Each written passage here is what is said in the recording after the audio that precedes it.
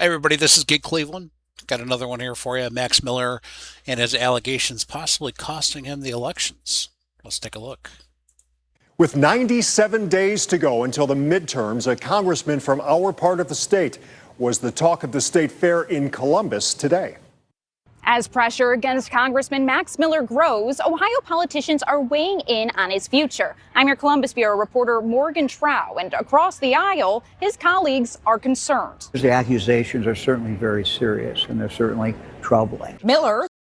Oh, Mike DeWine. Oh, I need to get vaccinated. Oh, is that guy like 100 years old? How long has he been in office? Take a look here. 1947. Wow, he's not even 80 yet? Looks like he's almost dead. It's like, oh. Anyways. The congressman representing District 7, Cleveland's western suburbs, Medina, Wayne. Hey, that's where I live, right around there. Yay. And Ashland counties is facing increased scrutiny in recent weeks after allegations of domestic violence have surfaced in a bitter divorce case with his ex-wife, Emily Moreno. According to court documents, Moreno... Now, here's the thing, like, it's an ex-wife, it's a divorce, so obviously there's always going to be some kind of shenanigans. Now, I'm not saying I'm a Max Miller fan, but I will say this, that whenever a divorce happens, there can always be some crazy stuff afoot. Not saying that I like the man. However, I will reserve judgment until there's actually some stuff out there. But what I heard, the allegation sounds pretty terrible. But we'll wait for, of course, judgment, and we'll wait for what actually happens. But I just found this kind of an interesting story. Daughter of U.S. Senator Bernie Moreno accused him of physical abuse. Miller denied it, suing her for defamation, arguing in court documents that he never committed battery on Moreno by hurling boiling water on her in front of their minor daughter. Miller has previously denied all allegations. I have a joke, but I can't say it on YouTube. And didn't respond to comment for the story. These are troubling accusations. But Republicans in power have largely remained silent until I caught up with Governor Mike DeWine at the state fair Wednesday and asked him if Miller should remain in Congress. Our professional relationship. At the state fair, in power have largely remained silent until I caught up with Governor Mike DeWine at the state fair Wednesday and asked him if... Like, literally, you have a picture, you have a video of yourself asking him, just standing there. Can you be any more narcissistic? What's her name? Lauren Kajubidu, or whatever her name is? If Miller should remain in Congress. Our professional relationship has been very good. It's been very good. It's been very good. He has worked with us on different things. He's done a good job. DeWine says voters should... That's gay. Decide. The people of his district are going to have to weigh the facts. They're the ones who... They're going to have to weigh... It sounds so disingenuous. I got to weigh the facts. See? Got to weigh the facts. Bunch of crock. Decide who they want to represent them. Prominent Democrats, including... Oh, God. We got Shaniqua here. Or Sharonda, whatever the hell her name is.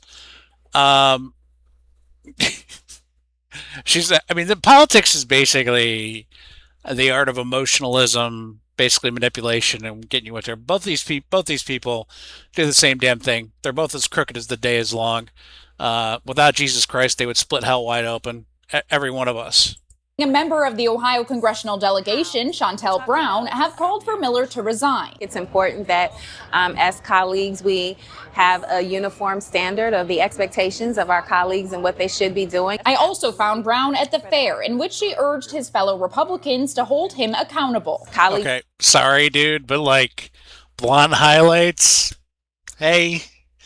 You could be a member of the, you might be a secret member of the LDHD TV community. I'm just saying.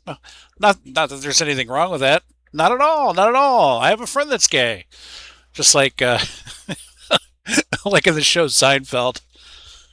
On our side of the aisle have taken the steps to resign to alleviate even the troubling, the appearance of improprieties. She says this is why the election this November is critically important because... No, it's not. It's all the same. Like I love how like, oh, it's the most important election in the history of elections, and if you don't vote, you're all gonna die. She doubts he would step down. Having had some engagement with him, I know that there is a lot of pride there. He has denied those, and he has given a very different story. The governor mentioned that he hadn't made an endorsement in Miller's race. I asked if he would vote for him. The governor wouldn't respond. I'm done. In Columbus, I'm Morgan Trout reporting. With 90. Hi, I'm an empty skirt. How you doing? Anyways, so whoa, well, big there.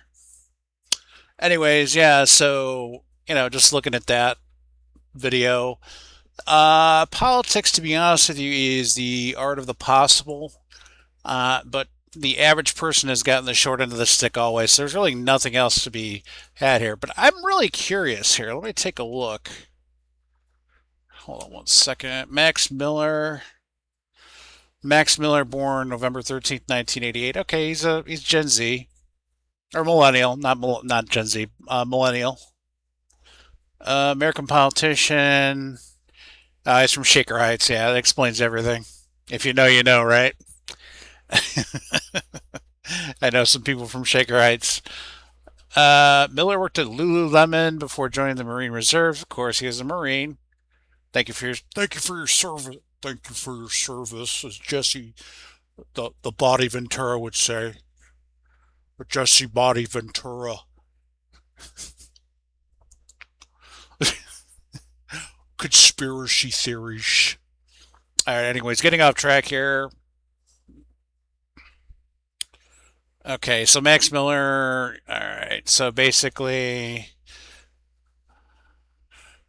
2025, he reported to being a target of a anti-Semitic threat and road rage incidents while driving work. According to 9/11, Matt Miller claimed that a man in another vehicle displayed a Palestinian flag, threatened to kill him and his daughter, and used anti-Semitic slurs. He was Jewish, probably complete with Ferris Hamdan, was arrested, charged with aggravated menacing. Oh, that's not nice. But also, too, I've heard some really bad things about him, though. He is for the extermination and the depopulation of all of, obviously, Palestine, which I'm against as well, because life is life. It doesn't matter if it's a Jewish life or if it's a African life or if it's a Chinese life. Life is life, and all life is valuable. I kind of find this funny, actually. Not this, but this right here. This is hilarious. You, sir, are a crook. I know I should direct my comments to the chair. I yield back. My colleague wants to come up here, call me a crook. Same colleague who's accused of being a woman beater. Whoa! Damn, girl! Like, these guys are like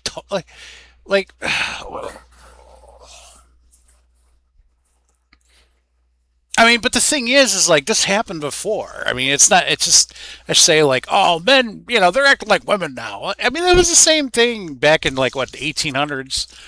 Andrew Jackson, when he was first in the office, Calhoun was his Secretary of Defense or War or whatever. His wife and his wife couldn't get along or whatever. It was the Battle of the Petticoats and, whatever. But George Santos, I mean, dude, I'm not gonna lie, Sue. I mean, don't get me wrong. I'm not dressing really well here. I got a tank top on. It's hot today, but I mean, that sport coat doesn't look too good on you. Are we really going to ignore the facts that we all have passed and we all have the media coming out against us on a daily basis? I can go and read about all my colleagues. I'm not going to stand here to smear them. I'm not going to stand here and use the time I have to say ill things about my colleagues. I refuse to stoop to that level. You, sir, are a bad person. What does Mike Johnson have to say? Democrats ditched Graham Platter from their ballot after sexual assault allegations. Two members of the conference, Max Miller and Corey Mills, faced domestic violence allegations. Why would you Republicans keep He getting doesn't the look like he's from Louisiana. some of the accused I don't know. Maybe that's just me. Well, the key word there is allegation. We have a process here. The House Ethics Committee works on those things. If allegations are made, they work through a process. So I'm not in the business of commenting on investigations as they're in process, and we'll see how that shakes out. That's how this always works. And by the way, it's done for R's and D's on both sides of the aisle. Thank you, Mr. Speaker. Yeah, I mean, the thing is, I'm not really a big fan of, you know, politicians or anything like that. Like I said, it's not a big deal. And of course, you go on X, it's the same thing. Oh, he's gonna lose. Like it doesn't matter. I mean, it really doesn't matter, anyways. Misogyny. Oh no, verbal threats. The hell is this stuff, man? I mean, it's just crazy. Max Miller. But yeah. Anyways, yeah. So that's the world of politics. It doesn't matter. People always tell you that we're just going to vote our way out of this. Yeah, it's not how it works. Whoops. Um, doesn't matter. Sooner, basically, it's the little guy that gets it in the end, and unfortunately, that's just how it is.